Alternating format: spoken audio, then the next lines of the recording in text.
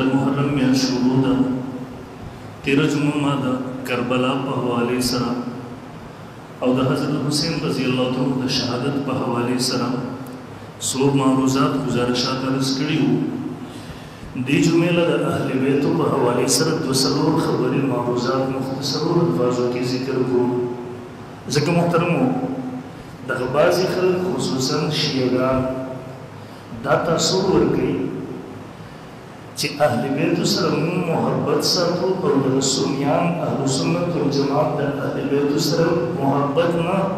بلکې نعوذ بالله بغض ساتي. محترم زره تفصیل نه مخکې به ستاسو ذهن کې دغه راوله چې یو څوک د رسول الله صلی الله علیه وسلم سره محبت ساتي دی یو ځان مسلمان ګڼي نو د اهل بیت سره به خامخا لازمي طور د محبت ساتي بلکې دغه زموږ د ایمان سره تعلق ساتي. هغه به څنګه مسلمان وي چې د محبت د رسول الله سره نه وي، هغه به څنګه مسلمان وي چې د دعوت رسول الله د محبت کوي لیکن د رسول الله صلی الله علیه وسلم د خاندان سره د نبی صلی الله علیه وسلم د اهل بیت سره محبت نه ساتي، یقینا دغسې سړی زموږ د سنیانو په نسبت مسلمان نشي کېدی. اول نه زه دا ووایم چې کوم خلک په دغه غلط فهمۍ کې وي خپله دغه غلط فهمي د اهل سنت والجماعت سنیانو په باره کې ختمه کړي. موږ چې څنګه د رسول الله صلی الله علیه وسلم سره محبت ساتو دغه محبت د ایمان دپاره لازم ګڼو، همدغسې د اهل بیتو سره د رسول الله د کور والو سره د هغه د اهل بیتو سره د هغه د خاندان سره محبت لازم ګڼو، ضروري یې ګڼو، د ایمان جز یې ګڼو بلکې د ایمان بنیاد یې ګڼو. ها دا هم وایو چې د اهل بیتو محبت په کومو دماغو کې د وي، په کوم زړه کې د وي، په کوم سوچ کې د وي، دغه سوچ دغه دماغ د سره زموږ په نسبت مسلمان نشي کېدی. بعد زه راځم اهل البیت اهل البیت کور والا مونږ وایو کور والا او په اصطلاح کې د نبی صلی الله علیه وسلم کور والا ته د هغه خاندان ته اهل البیت ویلی شي. اول نمبر په دې کې ازواج مطهرات د نبی صلی الله علیه وسلم بیبیان شامل ذکر قرآن مجید نص چې نازل شو انما یرید الله لیذهب عنکم الرجس اهل البیت اے د نبی صلی الله علیه وسلم کور والو دا د نبی صلی الله علیه وسلم د بیبیانو مبارکې نازل شوی. عموما تاسو به دلیل وي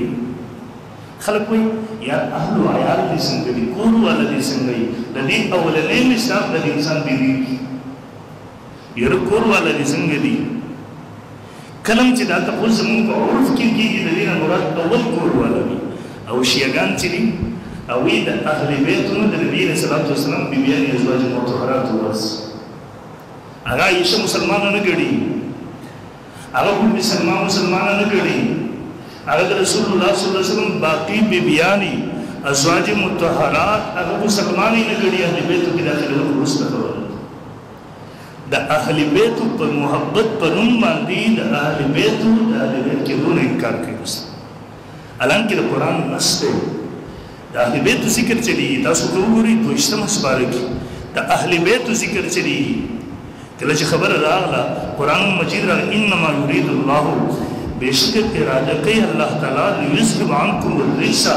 چې لرې کړي ستاسو نه ګندګي اهل البیت اے د رسول الله کور والو اے اهل بیت. اتفاق د مفسرینو دی د قرآن سیاق سباق ګواه دی چې د دې نه مراد د نبي صلی الله علیه وسلم بیبیانې ویطهرکم تطهیرا او پاک کی تاسو کو پورا پاکولو پاتې شئ. یو څوک چې نبی صلی الله علیه وسلم د بیبیانو د اهل بیتو کې د داخلي ورو د انکار کې دا په اهل بیتو کې د مني د اهل بیتو نه انکار کې د قرآن د نصوص سره انکار. او یو دویم ځای راځي نبی صلی الله علیه وسلم د خپل یو بیبي په کور کې دی جنګ ته روان دی خو الله ورته فرمایي واذ غدوت من اهلک کله چې ته خپل اهل نه وتې. اتفاق د مفسرینو د رسول الله صلی الله علیه وسلم د خپل بیبیانو حکم. خو درېیم ځای کله چې فرشتې راغلي د ابراهیم علیه السلام کور ته او کله کله بیا خوشخبري ورکوي نو بیبي ورته وایي چې زما به څنګه بچو کېږي، زه په دې حالت کې یم بوډۍ یم ته هم بوډا یې فرشتے ورته قالوا اتعجبين من امر الله رحمت الله وبرکاته علیکم اهل البیت. اے اهل البیت د الله رحمتونه دي برکتونه دي پتا سو باندې. اتفاق د مفسرینو د ابراهیم علیه السلام بیبي ورنه مراد ده ک بیبي په اهل البیت کې نوی داخل به قرآن د آیاتونو سم مطلب وایي. برها کله آیات سبا کوم وګورئ سیات سبا کوم وګورئ چې ما تلاوت کو هغه د ازواج مطهرات مبارک نازل شوی دی او نسل چې هغه ته اهل البیت ویل دي. ها کله چې د آیات نازل شو نو د اهل بیت مبارک خبره ښکاره و چې دا اهل بیت کې داخل دي. نبی صلی الله علیه وسلم په دغه اهل بیت کې د داخلولو لپاره او د دې لپاره چې خلکو ته پته ولګي چې دام په اهل بیت کې داخلي علي رضی الله عنه حسن رضی الله عنه حسین رضی الله عنه فاطمه الزهرا رضی الله عنه یو صادر بزان راواچو حدیث کې راځي نزلت هذه الايات على النبي صلى الله عليه وسلم انما يريد الله ليذهب عنكم الرجس اهل البيت ويطهركم تطهيرا في بيت ام سلمة دا د ام سلمة په کور کې نازل شوی فدان نبی صلی الله علیه وسلم فاطمه وحسن وحسین فجل لهم بكساء وعلي خلف ظهري فجل له بكساء ثم قال اللهم هؤلاء اهل بيتي فاذهب عنهم الرجس وطهرهم تطهيرا. نبی صلی اللہ علیہ وسلم فاطمہ رضی اللہ عنہا حسن حسین علی رضی اللہ عنہ دیوے روتل صادر کی را پڑھلا یا اللہ دام زما په اهل بیتو کې داخل لی او په دغه وخت کې فقالت ام سلمة ام سلمة وانا معهم یا رسول الله زم د دې سره د الله رسول اهل بیت کې داخل یم. د الله پیغمبر ورته وکړه انت على مکانک وانت الى تخو په کې داخله استاد خبر نشته د خلکو د هغه اشکال له ختمولو لپاره ما دیو را جمع کړل چې دیو هم زما په اهل بیت کې داخل دي. نو کې یوسف دیو نمانی په اهل بیتو کې د اهل بیت کې دونه انکار کړي. هدایت ساتل پکار دي. د نبی صلی الله علیه وسلم د خدیجه کبرا رضی الله تعالی عنها نه چې د نبی صلی الله علیه وسلم اولنۍ بیبي وه اول نکاح د دې سره شوی وه. د دې نه د نبی صلی الله علیه وسلم څلور وروڼه وي. اول نمبر حضرت رقیہ، دویم نمبر ام کلثوم، دریم نمبر زینب، څلورم نمبر فاطمه الزهرا رضی الله عنها. دا درې مخکې وفات شوي دي آیت نزول نه. په دې وخت کې فاطمه الزهرا رضی الله عنها ژوندۍ وه. د دې وجې نه د صادر د لاندې دا راوستله دی داخله کړله بلکې شیګان چې تاسو وګورئ هغه به د فاطمې رضی الله عنها خو ذکر کوي لیکن د نورو لوڼو د نبي صلی الله علیه وسلم ذکر ورکوي. ولې د صحابو د بغض د وجې نه د نبي صلی الله علیه وسلم ټول عثمان غني رضی الله عنه باندې یاد دی. اوس به خامخا د عثمان غني رضی الله عنه فضیلت به مني او شیعه په فضیلت ځکه د عثمان رضی الله عنه ایمان نه مني فضیلت به کوم طرف وو. هغه د سره د ابو بکر مسلمان نه ګڼي، عمر مسلمان نه ګڼي، عثمان مسلمان نه ګڼي، معاویه مسلمان نه ګڼي، نور صحابه مسلمان نه ګڼي. بلکې کله چې به دا سرکاري سټیجونو باندې راشي دا شیعهګان چې کله به دا سرکاري نیوزونو باندې راشي دیو د تقیې نه بیا هلته کار او موږ هم د صحابو سره محبت ساتو، د صحابو عظمت ته موږ قایل یو. زموږ خلک هم دې کې نه پوهېږي هغه صحابه صرف څلور کسان ګڼي، د دې نه علاوه نور د سره صحابه نه ګڼي. هغه ابوبکر ته صحابي نه وایي، هغه عثمان ته صحابي نه وایي، هغه عمر ته صحابي نه وایي، هغه معاویه صحابي نه ګڼي، هغه نور صحابه کرام صحابه نه ګڼي. هغه دا مرتد شوي کافر سره مسلمان نه دی. د په نیوز باندې راشي په سرکاري سټیج باندې دی راشي هغه انکارانو ته ویل ته ورنه د اوس ورته ویل د صحابو نه ستا مراد څه دی؟ څومره صحابه. او دویم نمبر د شیعه په مذهب باندې پوهېدل دا ډېر مشکل کار دی ځکه شیعه چې دی د ده په مذهب کې تقیه ده. لا ایمان لمن لا تقیة له. هغه وایي تقیه مونږ څه ته وایي؟ منافقت. په زړه کې د یو څه په خوله بل څه وایي. هغه وایي چې په داسې یو مجلس کې راګیر شي بیا د خپل عقیدې خلاف ته یوه خبره کوي په تا لازمي دي په دې وخت کې خپله خبره پټه کړه د سنیانو منځ ته راغلی د دیو د خبرې موافق خبره وکړه. موږ ورته منافقت وایي، دی ورته تقیه وایي. دی وایي لا ایمان لمن لا تقیه له. مانا بغیر د تقیې نه خو ایمان نشته دی. دا که په دا نیوز باندې راځي دا دلته د تقیې د وجې نه دا خبره کوي موږ د صحابو عظمت قایل یو. ورنه په خپل مجلسونو کې دا په صحابو په ذکر ځل کوي په خپل مجلسونو کې د ابوبکر باندې لعن طعن کوي، په خپل مجلسونو باندې په صحابه کرامو باندې لعن طعن کوي، په خپل کتابونو کې په صحابه کرامو باندې لعن طعن کوي او ناره هغه تصور کړی د اهل بیت محبت. بل علمانه خبره لري شي، زه خبره لري نه بوزم، خو معرض کوو د رسول الله صلی الله علیه وسلم چې اهل البیت څه ته ویل کېږي، ما ستاسو په وړاندې د هغې وضاحت کړو. دویم نمبر د اهل بیتو عظمت او فضیلت. یو خو د قرآن مجید آیات ما ستاسو په وړاندې انما یرید الله لیذهب عنکم الرجس اهل البیت ویطهرکم تطهیرا، دا الله دیو ته اعزاز ورکړی دی اهل البیت چې د دیو عظمت، د دیو پاکي، د دیو د زړونو صفایي الله قرآن مجید کې بیان کړې ده او تر قیامته پورې هغه بیانېږي د اهل بیتو د عظمت دپاره، د هغوی د فضیلت دپاره دا عمر کافي. او دویم نمبر تاسو به وګورئ قرآن مجید کې الله فرمایي ومن یحسن شعائر الله فإنها من تقوى القلوب، چا چې د شاعر الله تعظیم وکړو نو دا خبره د زړونو په تقوا سره حاصلېږي. یعنی او امام نووي رحمه الله فرمایي د اهل بیتو محبت دا د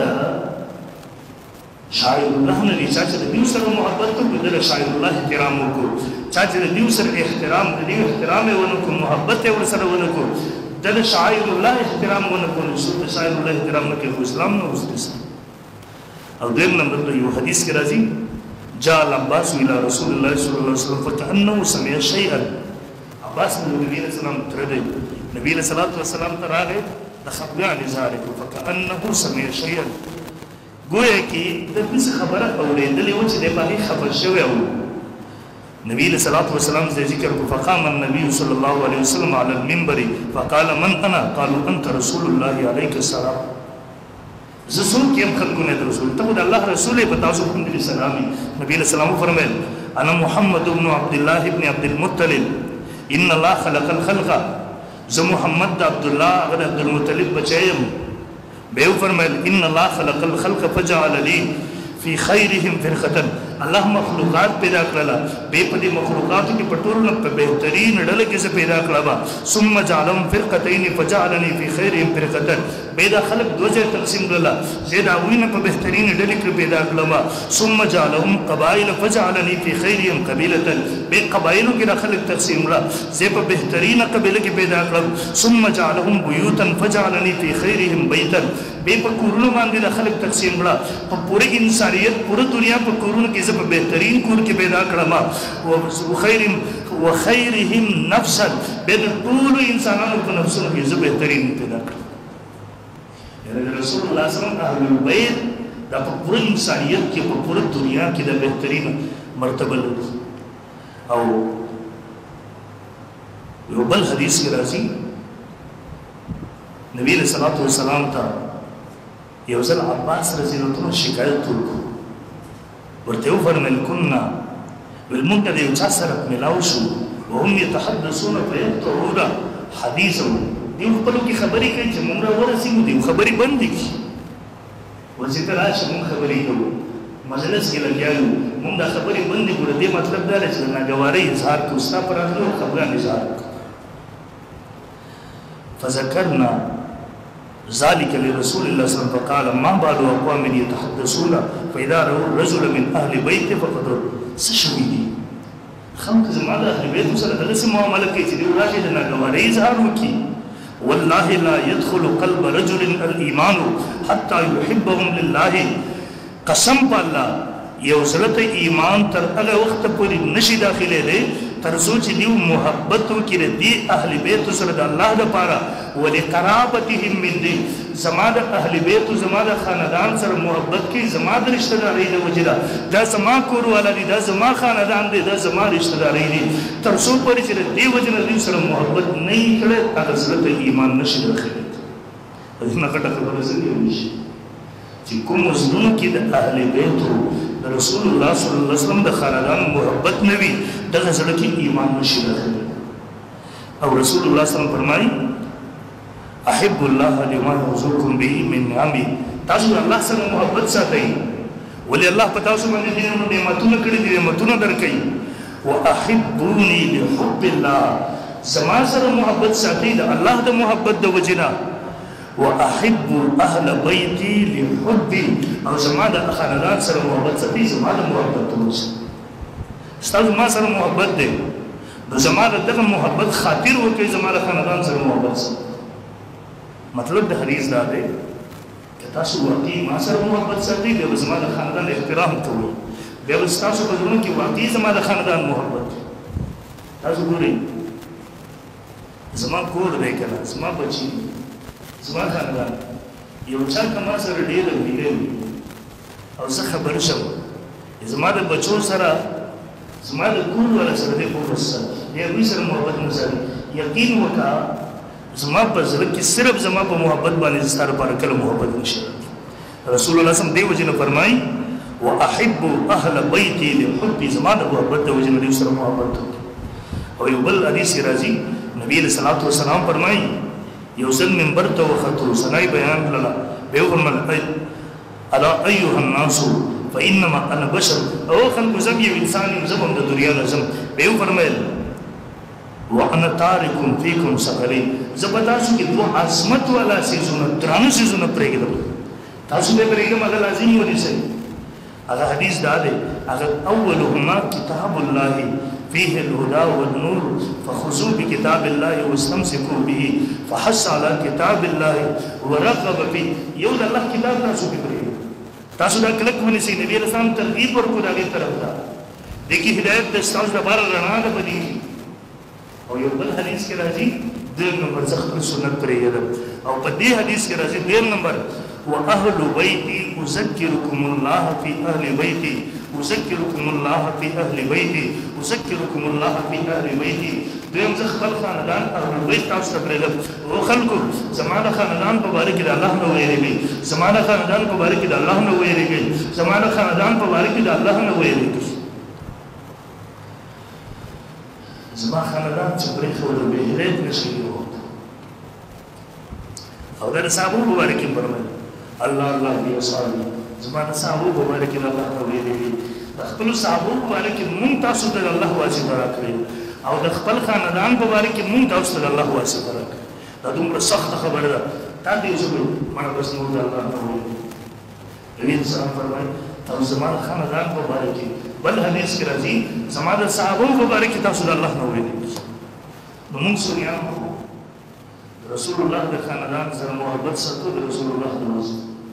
صلی الله علیه وسلم موږ دا وی سره د بغض نه یریږو ځکه نبی رسول الله واسطه راکړی دا زما د خاندان د اهل بیت سره د اهل بیت سره د بغض نه ویریږي د دشمنۍ نه ویریږي هم دغه الفاظ د صحابه کرام مبارک استعمال کړي دیو جن موږ د صحابو سره محبت ساتو د بغض نه یریږو چې نبی رسول الله خپل واسطه راکړی دا د اهل بیت سره محبت ساتو دا وی د بغض نه ځان ساتو ځکه نبی رسول الله د خپل ذات واسطه امت ته ورکړی دا څنګه چې د اهل بیت په باره کې د نبی رسول الله دغه واسطه خیال کو هغه نظر انداز کو دغه سره صحابه کرامو په باره کې د هغه واسطه خیال ساتو هغه واسطه نظر انداز کو کم خلک چې د اهل بیت په باندې د صحابو سره دشمنی کوي په لعن توان کوي د رسول الله واسطه شاته وځي د کله به خپل محبت کې رښتونه نشي کېدل د کما اهل بیت سره چې موږ رسول الله د وجه محبت ساتو د هغه محمد هغه پیغمبر د وجه موږ د صحابه کرام سره محبت ساتو دا نشي کېدل چې رسول الله صلی الله علیه وسلم د وجه د اهل بیت سره محبت ساتم خو بیا د صحابه کرام سره د رسول الله د وجه محبت نه ساتم دا کله کې نشي او په دې موضوع باندې یو بل حدیث راځي عمر فاروق رضی الله فرمایي د عمر رضی الله عنه یو نکاح شوی دا د علي رضی الله عنه سره چې هغه فاطمه الزهرا رضی الله تعالی عنها کله چې نکاح وشولا نو یې فرمایل یقول للناس عمر رضی خلق ته ویل حين تزوج بنت علي کله چې نکاح وکړه عمر رضی الله عنه د علي رضی الله عنه د لور سره صحیح ویلا الا تهنئوني تاسو ماته مبارکباد ولې هغه کوي سمعت رسول الله صلى الله عليه وسلم يقول ينقطع يوم القيامة كل سبب ونسب إلا سببي ونسبي او خلکو تاسو امیر المؤمنین لګیا دی خلیفہ راشد لګیا دی دویم خلیفہ د رسول الله صلی الله علیه وسلم او خلکو تاسو ما دا مبارکباد ورنه راکوي ما دا علی رضی الله عنه د لور سره د فاطمه الزهرا رضی الله عنها د لور سره د نبی صلی الله علیه وسلم د نور سره نکاح شوی دا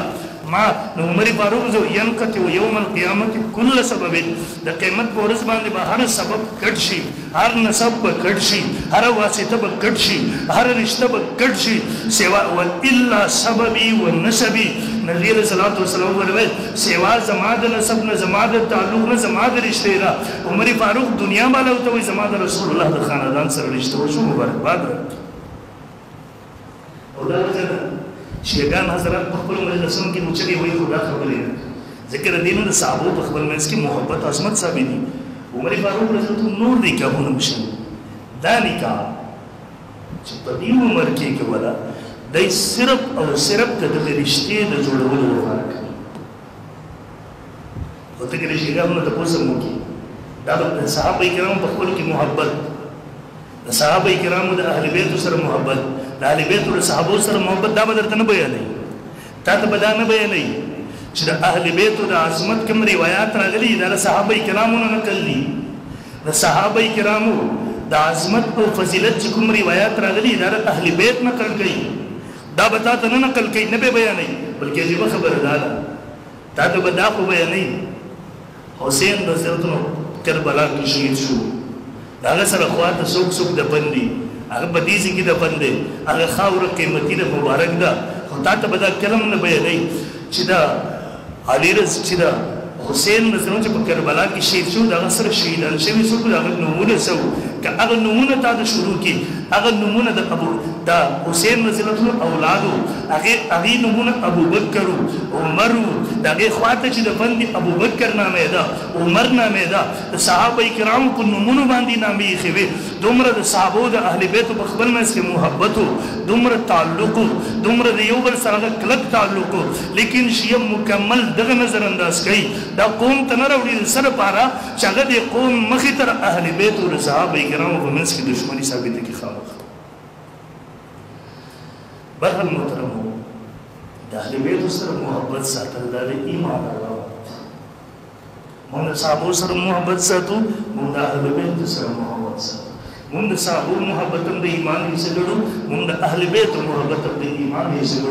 موږ د اهل بیت سره محبت ساتو رسول الله صلی الله علیه وسلم د وجیدا موږ د صحابه کرامو سره محبت ساتو رسول الله صلی الله علیه وسلم د وجیدا موږ د اهل بیت سره بغض نه ځان بچو د رسول الله صلی الله علیه وسلم د وجیدا د دیو موږ د صحابه کرامو سره د بغض نه ځان ساتو رسول الله صلی الله علیه وسلم د وجیدا ځکه موږ دا دین ګړو د اهل بیت سره محبت دین او ایمان دی د صحابه کرامو سره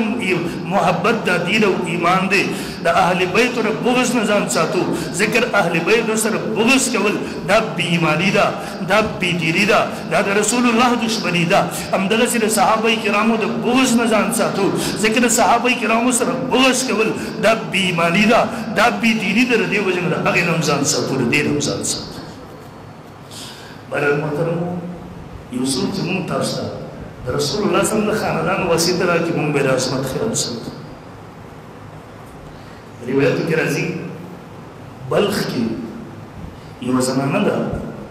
خاونې وفات شو نبی رسول الله د خاندان سره تعلق ساتي د خلکو د پیغورونو د وجه د بلخ نه لاړ سمرقند انتهایی بدحاله وه سمرقند ته چې راورسېدل لوږې هم راوستلي کور هم نشته بچي یو جومات کې پرېښودل